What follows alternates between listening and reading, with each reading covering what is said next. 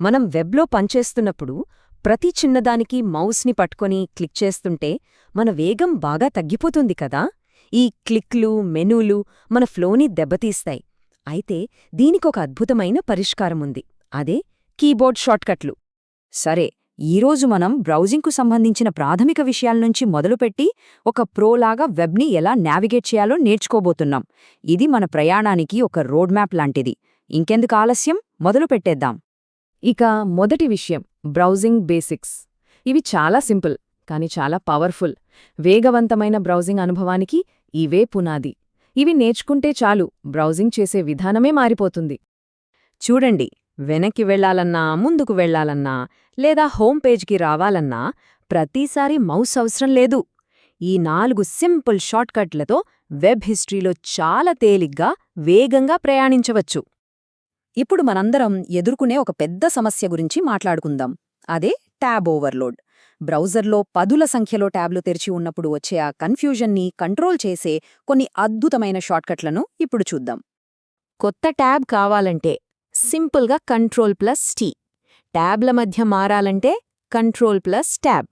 ఇంకా వేగంగా ఒకటో ట్యాబ్, రెండో ట్యాబ్, ఇలా ఒక నిర్దిష్ట ట్యాబ్కి వెళ్లాలంటే Ctrl+నంబర్ నొక్కితే సరిపోతుంది. మౌస్ ముట్టుకోకుండానే మల్టీటాస్కింగ్ ఎంత ఈజీనో కదా. మనందరికీ ఇది ఎప్పుడో ఒకప్పుడు జరిగే ఉంటుంది. ఏదో ముఖ్యమైన పనిలో ఉన్నప్పుడు టక్కున పొరపాటున ఒక ట్యాబ్ని క్లోజ్ చేసేస్తాం. ఆ క్షణంలో వచ్చే టెన్షన్ మామూలుగా ఉండదు. అయితే కంగారు పడాల్సిన అవసరం లేదు, ఎందుకంటే దీనికి ఒక అద్భుతమైన మ్యాజికల్ పరిష్కారముంది. ఇది చాలామందికి తెలియని ఒక సీక్రెట్ వెపన్ లాంటిది. అదే Ctrl+Shift+T.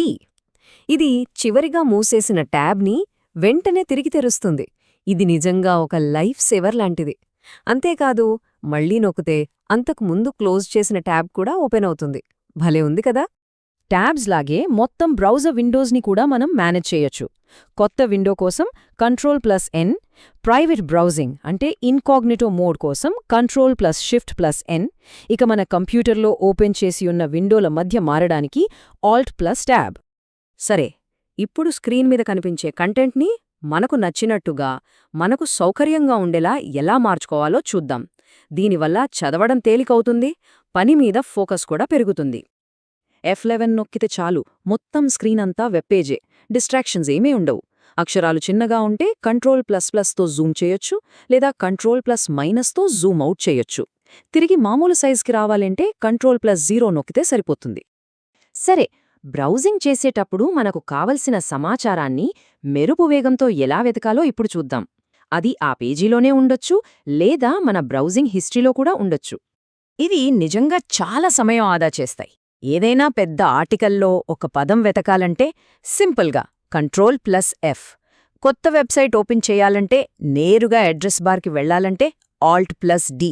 నచ్చిన పేజీని సేవ్ చేసుకోవాలంటే Ctrl+D. మన బ్రౌజర్ డేటాను మేనేజ్ చేయడం కూడా అంతే ముఖ్యం. హిస్టరీ చెక్ చేయాలంటే Ctrl+H, మనం డౌన్లోడ్ చేసిన ఫైల్స్ చూడాలంటే Ctrl+J, ఇక మన ప్రైవసీ కోసం బ్రౌజింగ్ డేటాను క్లియర్ చేయాలంటే Ctrl+Shift+Delete. ఓకే, ఇప్పటి వరకు చూసినవన్నీ బేసిక్స్. ఇప్పుడు మనం ప్రో లెవెల్కి వెళ్తున్నాం.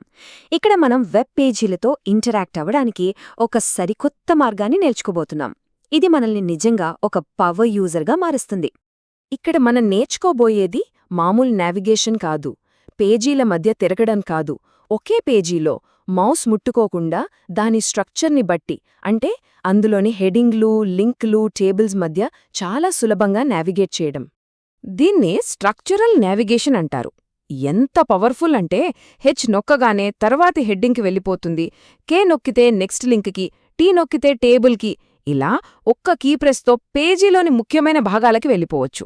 ఇది భలే ఉంది కదా. సరే, ఇలా ముందుకు దూసుకెళ్లడం బానే ఉంది. కాని మరి వెనక్కి రావాలంటే ఎలా? అంటే ముందరి హెడ్డింగ్కి లేదా అంతకు ముందున్న లింక్కి వెళ్లాలంటే ఏం చేయాలి? దానికి కూడా ఒక సింపుల్ ట్రిక్ ఉంది. ట్రిక్ చాలా సింపుల్, షిఫ్ట్ కీ. అదే మన మ్యాజిక్. ముందుకు వెళ్డానికి ఏ అక్షరం నొక్కుతున్నామో దానికి షిఫ్ట్ యాడ్ చేస్తే చాలు, డైరెక్షన్ రివర్స్ అవుతుంది. అంటే హెచ్కి బదులు Shift+H, కేకి బదులు Shift+K, అంతే. సరే, ఇవన్నీ గుర్తు పెట్టుకోకపోయినా ఈ 3 మాత్రం అస్సలు మర్చిపోవద్దు.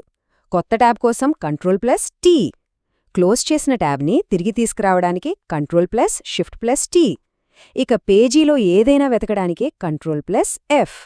ఈ 3 మన బ్రౌజింగ్ అనుభవాన్ని ఖచ్చితంగా మార్చేస్తాయి.